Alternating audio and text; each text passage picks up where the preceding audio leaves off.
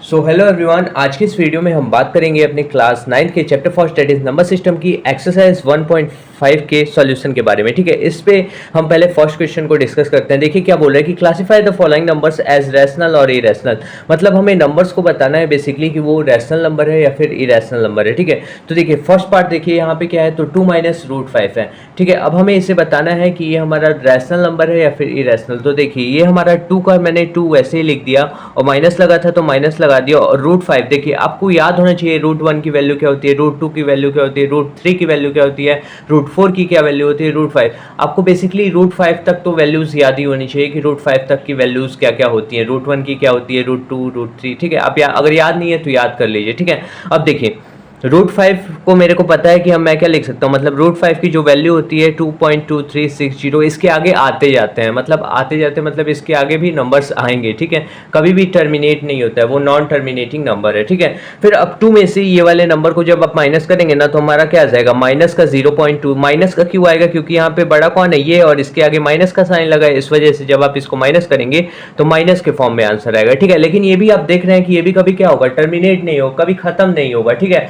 तो ये जब नॉन टर्मिनेटिंग और नॉन रिपीटिंग, ना ही कभी रिपीट हो रहा है ना ही कभी टर्मिनेट हो रहा है, so it is a irrational number. ठीक है, तो आप यहाँ पे लिख लीजिए कि it is a irrational number. हम लिख लेंगे कि it is an irrational number. Irrational number क्यों है, तो आप देख सकते हैं यहाँ पे क्या कि माइनस का 0.2360 डैश डैश डैश, मतलब नॉन टर्मिनेटिंग और नॉन रिपीटिंग है, इस वजह से क्या है, इरेशनल नंबर है सिंपली। ठीक है, अब हम इसके सेकंड पार्ट के ऊपर बढ़ते हैं। सेकंड पार्ट देखिए क्या बोल रहा है हमें।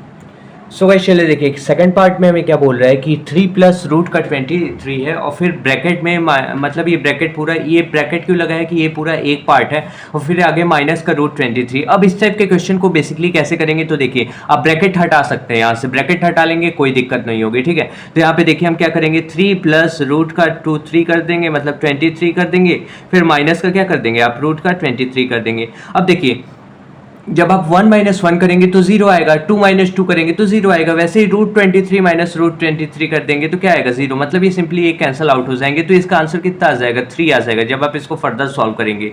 तो ये तो रैशनल नंबर है ना, तो so it is a rational number. आप लिख लीजिए so it is a rational number, so it is a rational number. Rational number क्योंकि हम इसको जब सिंप्लीफाई किए तो हमारा 3 आंसर आ रहा है और इसको हम p अपॉन q के फॉर्म में राइट कर सकते हैं, इस वजह से ये क्या होगा, रैशनल नंबर होगा। So it is a rational number. ठीक है, अब हम इसके थर्ड पार्ट के ऊपर बढ़ते हैं।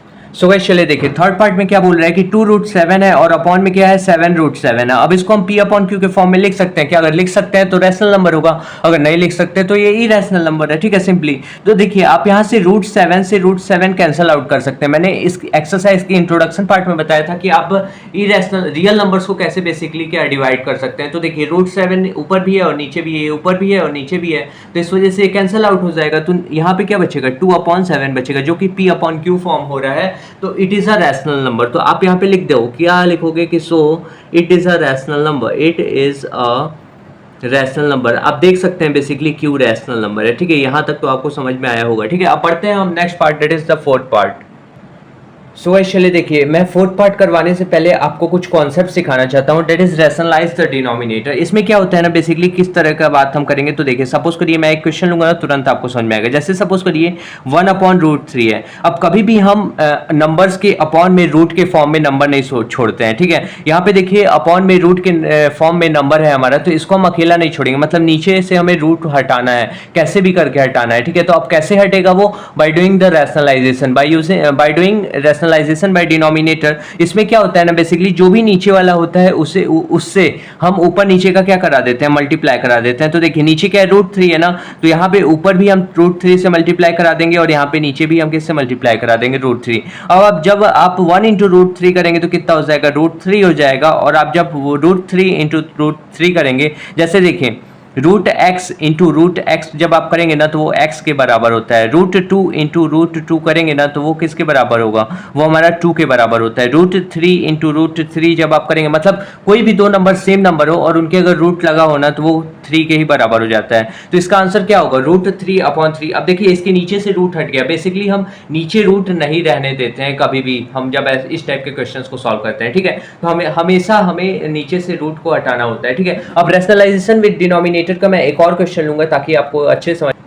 सो गाइस चलिए देखिए मैंने एक क्वेश्चन ले लिया 1/2 प्लस रूट थी। अब देखिए नीचे यहाँ पे क्या आ गया, रूट आ गया। तो अब मैं क्या करूंगा, रैशनलाइजेशन विद डिनोमिनेटर, मतलब रैशनलाइजेशन बाय डिनोमिनेटर, मतलब डिनोमिनेटर से मैं रैशनलाइज करूंगा। तो कैसे करते हैं, तो देखिए पहले सिंपली एक ही नंबर था हमारे पास, उसके आगे प्लस माइनस कुछ नहीं लगा था, लेकिन यहाँ पे क्या है, इनके बीच में अब दो नंबर आ गए और इनके बीच में प्लस लगा है। तो अब इसको कैसे रैशनलाइज करते हैं बेसिकली, तो जो भी प्लस लगा, जो भी बीच में साइन लगा होगा, अगर प्लस लगा होगा तो वो माइनस में कन्वर्ट हो जाएगा, अगर माइनस लगा होगा तो वो किस में कन्वर्ट हो जाएगा, प्लस में कन्वर्ट हो जाएगा। तो यहाँ पे देखिए 2 + √3 है ना, तो यहाँ पे हमारा 2 - √3 से आप ऊपर नीचे क्या कराओगे, मल्टीप्लाई, मतलब रैशनलाइजेशन बाय डिनोमिनेटर हम करने के लिए 2 - √3 से ऊपर नीचे मल्टीप्लाई कराएंगे ताकि हमारा क्या हो जाए, जो भी रूट के अंदर नीचे प्रेजेंट है उसको हम हटाने की कोशिश कर रहे हैं, ठीक है।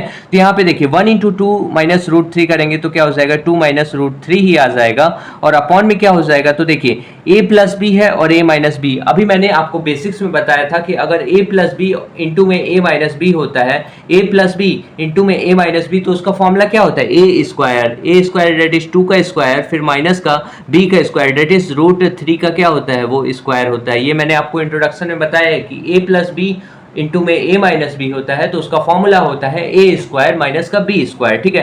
तो ये हमारा a² हो गया और माइनस लगा दिया, फिर माइनस का b², तो b हमारा √3 है, इस वजह से √3 का क्या कर दिया मैंने, स्क्वायर कर दिया।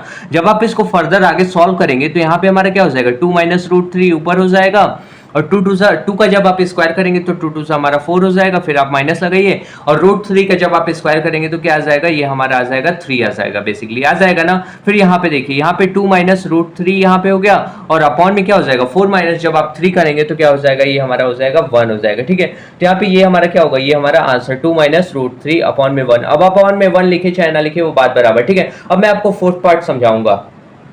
सो चलिए देखिए फोर्थ पार्ट में क्या दिया है, 1/√2, और इसको क्या करना है, इसको सॉल्व करना है और हमें बताना है कि ये रैशनल नंबर है या फिर इरेशनल नंबर है। तो सिंपली देखिए यहाँ पे 1/√2 है ना, तो हम √2 नीचे से हटाने की कोशिश करेंगे by using rationalisation with denominator का यूज करके, ठीक है। तो √2 का ऊपर भी हम मल्टीप्लाई करा देंगे और नीचे भी किसका मल्टीप्लाई आप कराओगे, √2 का करा दोगे। 1 × √2 कितना होता है, तो हमारा √2 होता है, और अपॉन में क्या हो जाएगा, √2 × √2 करोगे ना तो आपका 2 हो जाएगा, ठीक है। अब देखो √2 की वैल्यू हमें पता है, डेट इज क्या होती है, 1.414 डैश डैश डैश हमारा आता जाएगा, और अपॉन में कितना है, तो 2 है। तो ये देखो नॉन टर्मिनेटिंग और नॉन न्यूमरेटर में क्या हमारा प्रेजेंट है, non terminating non repeating number present है, इस वजह से ये क्या होगा, इरेशनल नंबर होगा। So it is a irrational number, so it is an irrational number, आप लिख लीजिए, so it is an irrational number, ठीक है। तो हम लिख लेंगे इरेशनल नंबर, ठीक है, इरेशनल नंबर, ओके नंबर, ये हमने लिख लिया। अब हम बढ़ते हैं इसके फिफ्थ पार्ट के ऊपर, चले देखिए फिफ्थ पार्ट। सो चलिए देखिए फिफ्थ पार्ट में हमें क्या लिखा है, 2π लिखा है। 2π को हमें बताना है कि इरेशनल है या फिर रैशनल नंबर है। तो देखिए पाई की वैल्यू आपको पता होगा कि हम क्या यूज करते हैं, तो हम यूज करते हैं 3 पॉइंट, क्या होता है, तो 3 पॉइंट, फिर हमारा होता है 414 डैश डैश डैश, मतलब आगे भी आते जाते हैं। ये non terminating non repeating number है, ठीक है। पाई एक इरेशनल नंबर है, ठीक है। पाई को कहीं कहीं पे हम 22/7 लिखते हैं, तो ये एक अप्रॉक्सीमेट वैल्यू है, ठीक है।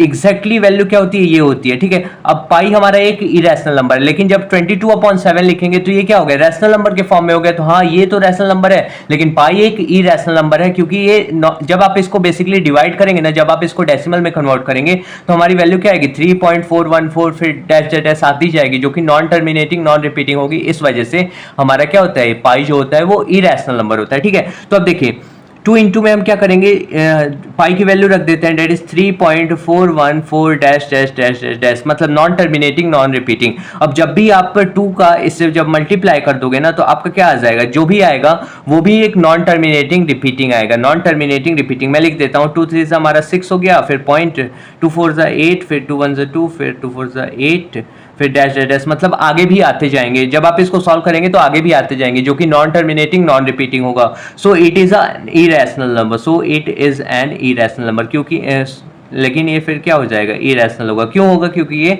नॉन टर्मिनेटिंग है और नॉन रिपीटिंग है, इस वजह से। तो उम्मीद करता हूँ ये आपको बहुत ही अच्छे समझ में आ गया होगा, ठीक है। अब हम नेक्स्ट वीडियो में सेकंड क्वेश्चन से सॉल्व करना चालू करेंगे। सो आज के लिए इतना ही रहने देते, फिर मिलते हैं नेक्स्ट वीडियो में। Thank you for watching this video.